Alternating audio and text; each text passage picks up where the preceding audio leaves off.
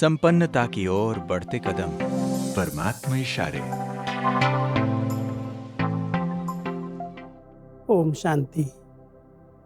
हम सभी परमात्मा पिता के द्वारा जो पढ़ाई पढ़ रहे हैं, ये बहुत ऊंचे लक्ष्य के लिए पढ़ाई है और ये बहुत ऊंची पढ़ाई है।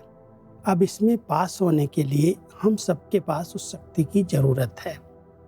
अगर हम परमात्मा की याद की छत्र छाया में रहते हैं, उनकी स्मृति में रहते हैं और ये स्मृति रहती है कि ये तो हमने कल पढ़ाई पढ़ी है और इस पर हमने अपने अच्छे मार्क्स लिए हैं, हम पास हुए हैं, तो हमारा निश्चय इस पढ़ाई में हमें पास कर देता है।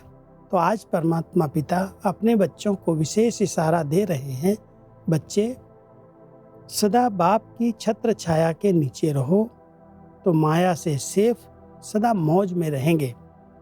ये पढ़ाई बहुत ऊंची है, लेकिन ऊंची पढ़ाई होते हुए भी निश्चय है कि हम विजयी हैं ही, पास हुए पड़े हैं।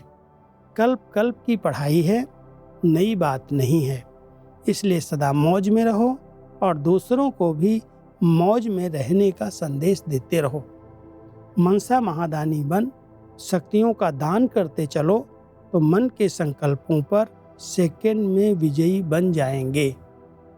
कितनी सुंदर विधि परमात्मा हम बच्चों को मन के संकल्पों पर विजय प्राप्त करने के लिए कह रहे हैं, क्योंकि संकल्प ही व्यक्ति को हलचल में लाते हैं।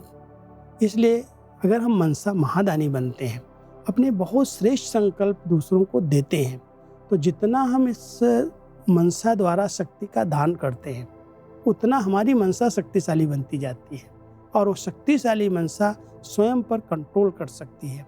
इसलिए एक तरफ मनसा सेवा की विधि है और दूसरी तरफ है कि हम कभी भी ये न सोचें पढ़ाई बहुत ऊंची है, कैसे पास होंगे। हम सब पास हुए पड़े हैं, क्योंकि हमने कल्प इस पढ़ाई को पढ़ा है, तो हम अपनी मौज और मस्ती में रहें। पढ़ाई है, पढ़ रहे हैं, उसका कोई तनाव नहीं है, टेंशन नहीं है, लेकिन पढ़ते पढ़ाते बहुत मौज की स्थिति बनी रहे।